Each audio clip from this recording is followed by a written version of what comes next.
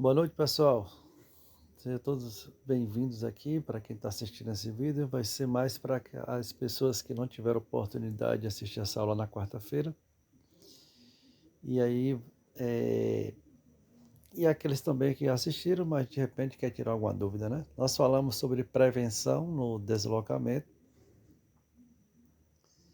É um assunto muito importante. Primeiro é entender o conceito de acidente de trabalho, né? Que é um evento indesejado que, sob circunstâncias ligeiramente diferentes, resulte, né, em dano à pessoa, à propriedade ou ao meio ambiente. Conceito, né?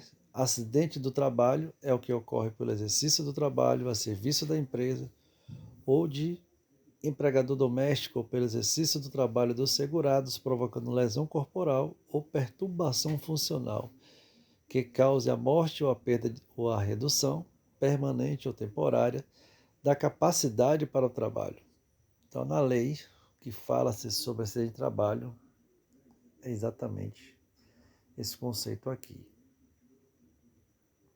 E acidente típico é aquele que acontece no local de trabalho e dentro do expediente do trabalho, ou seja, que não há dúvida que foi ali um acidente de trabalho. Então, esse tipo de acidente inclui os períodos em que o funcionário está viajando a serviço do empregador. E aí vem um acidente de trajeto, né? O que é acidente de trajeto? É um acidente sofrido pelo colaborador, ainda que fora do local e horário de trabalho, seja no percurso da residência para o local de trabalho ou deixe para aquela, e qualquer que seja um meio de locomoção, inclusive veículo de propriedade do segurado. Então acho que está bem claro esse conceito, né? Acidente de trajeto é o deslocamento, né? Quando você está indo para o trabalho, da sua residência para o trabalho ou do trabalho para a sua residência. E aqui deixa muito claro que independe do tipo de veículo que você estiver usando. O que vai importar aqui é a questão do trajeto, né? O que faz a questão de descaracterizar a questão do acidente de trajeto é quando você desvia a, a, o seu caminho, né? Por exemplo, eu sou destinado a ir para tal bairro, eu moro lá nesse bairro, mas eu resolvi ir para casa de meus pais, que é em outro bairro. Então, se acontecer nesse período que eu desviei o meu trajeto, isso não vai ser mais considerado acidente, né? Ou se eu descer um ponto depois, ou um ponto antes, ou passei na padaria e dali aconteceu um acidente, logicamente que vai se perder, né, a essência desse acidente, não vai ser mais considerado.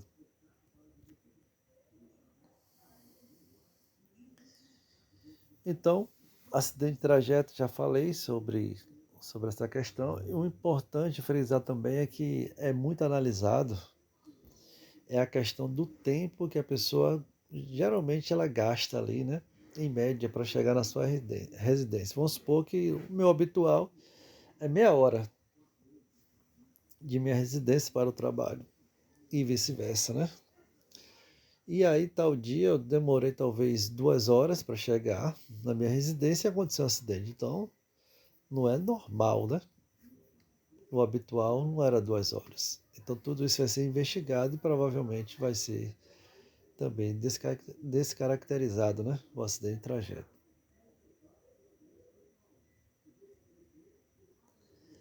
E aí tem uma coisa importante que é algumas empresas vêm fazendo muitas campanhas para que aí se conscientize, né, as pessoas a não ir de moto para o trabalho. Lembrando que isso não pode ser proibido, pode ser conscientizado. Não é porque as empresas elas fazem campanhas nesse sentido. Porque está provado estatisticamente pelos próprios números, né, do governo que sobre duas rodas o risco de morte é 20 vezes maior, né? Então, um simples descuido pode acontecer um acidente fatal.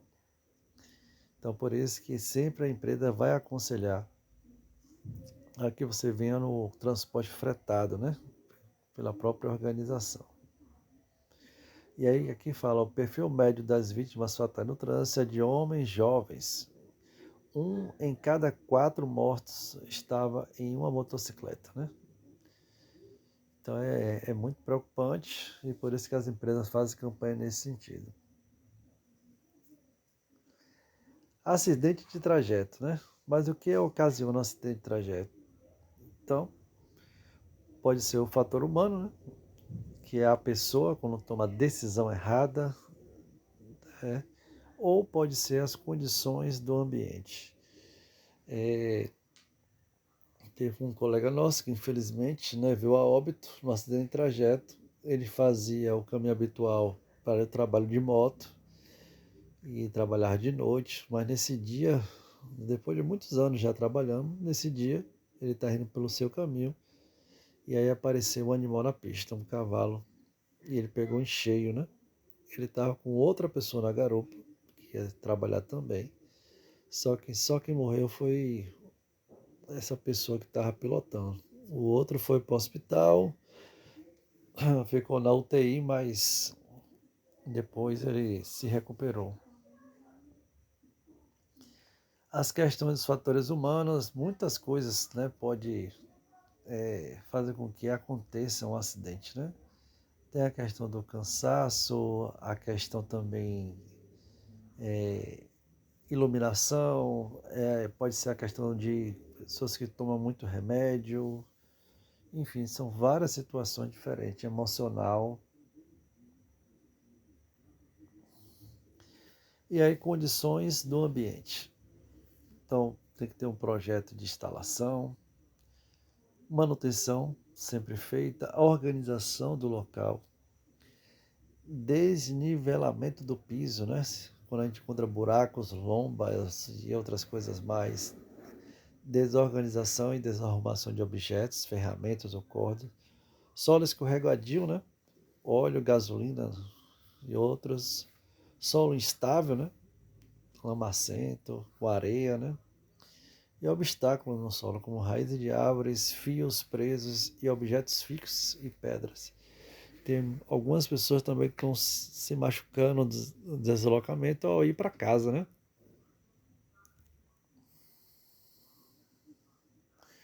E os fatores humanos, temos as condições físicas, né? Que é o ângulo, que é a visão ou a percepção da pessoa, a idade, fadiga, né? Stress, doença, efeito de medicamentos, álcool e droga. Falar um pouquinho sobre isso minha mãe mesmo, ele caminhando pelo centro, né, de Camaçari. Ela pisou em falso e acabou batendo o rosto no chão, né? Foi para a UPA, ela foi atendida, tal. Graças não teve nada demais assim, mas ficou inchado o rosto e aí só com o tempo que ela veio cicatrizar, né, alguns hematomas, mas passa muito bem agora. Mas enfim, é uma situação que pode acontecer com qualquer pessoa, né? E aí a gente tem que analisar isso, né? A idade, talvez a fadiga da pessoa, o estresse, pode ser uma doença, né? Pessoas que tomam remédio, ou que tá bebendo, ou drogas, né? Então, se a empresa oferecer transporte fretado, faça uso do mesmo. Até já falamos isso, né? Sobre essa questão aí, que a empresa ela não pode proibir que você venha nem de moto nem de carro, mas ela sempre vai aconselhar isso. Porque ela diz o seguinte: acidentes com motos pode ser fatal, né? Nos últimos 10 anos, mais de 200 mil motociclistas morreram no Brasil. E mais de 2,5, né? 2,5 milhões tiveram invalidez permanente, né? Isso aí é fonte do DPVAT. E não corra, né?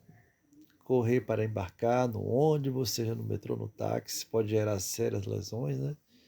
Evite sair de casa com pressa, mantenha sua atenção no percurso e embarque no local indicado. Extremamente importante, muitas vezes a gente está saindo com pressa, em cima do horário, isso com o nosso veículo pessoal, ou correr para pegar o ônibus da empresa, isso aí pode acontecer um acidente. E no transporte fretado, permaneça sentado durante toda a viagem, utilize o cinto de segurança. Então é um absurdo quando você viaja num veículo da empresa que você nem coloca o cinto ou de repente está em pé. Não pode acontecer. E ao desembarcar, certifique-se, né, que o local ali indicado, né, está certinho, aguarde, né, ali na calçada, em vez de atravessar a rua, né, respeite a sinalização, ande sempre pelas calçadas e atravesse sempre na faixa. Fique atento, né, também, né, aos obstáculos pelo caminho. Tem trechos com obras, desníveis e buracos, né, por toda a via, muitas vezes, então a gente tem que ter uma atenção redobrada.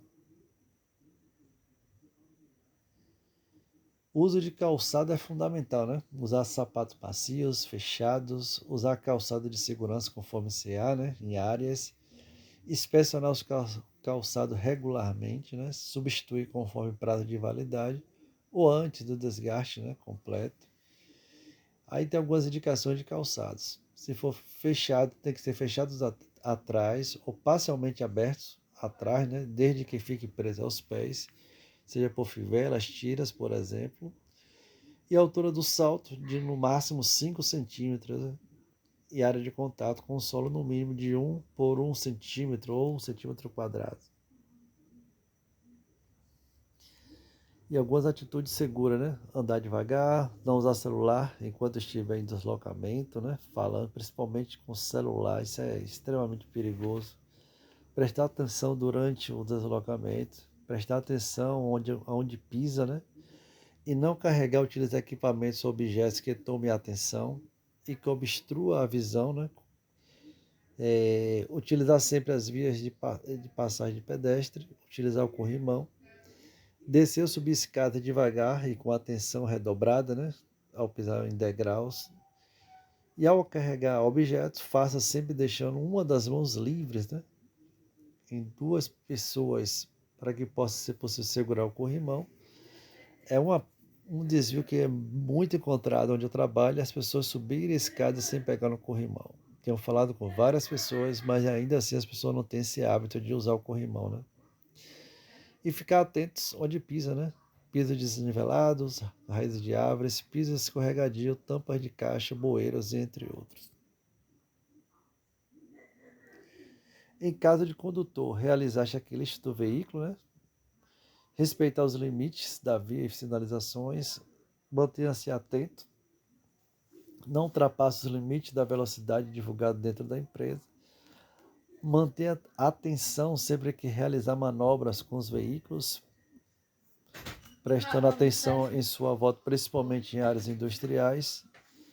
Não utilize celular enquanto dirigir, estacione sempre de ré, mantenha os faróis acesos e certifique-se, né, de que as demais pessoas no veículo estão utilizando o cinto de segurança. E certifique que as manutenções estejam em dias. Só mais uma ressalva é que se a gente tiver com o nosso veículo próprio, que a gente estacionar o carro, antes de abrir a porta, analise, né, pelo retrovisor se é seguro abrir a porta. Vários acidentes graves já aconteceram no Brasil. Quando a pessoa para o carro, já abre a porta de vez, e aí está vindo uma moto, a bicicleta bate na porta, além de trazer um prejuízo para a sua porta, você pode causar um acidente grave, né?